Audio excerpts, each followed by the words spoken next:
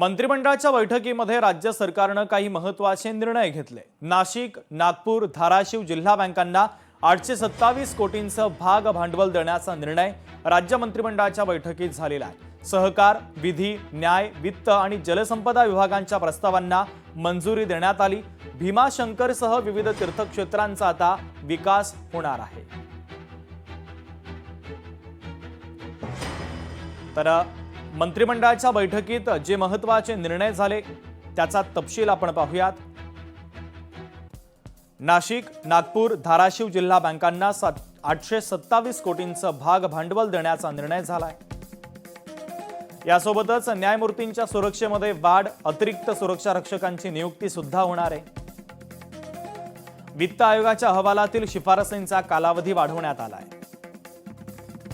हिंगोलीमधील डिग्रस साठवण तलावासाठी 90 कोटी 61 लाखांचा निधी देण्याचा निर्णय।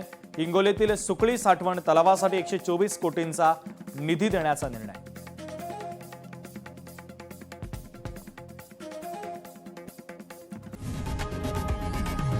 लोकशाही मराठी ऐका, पहा, जागरूक रहा।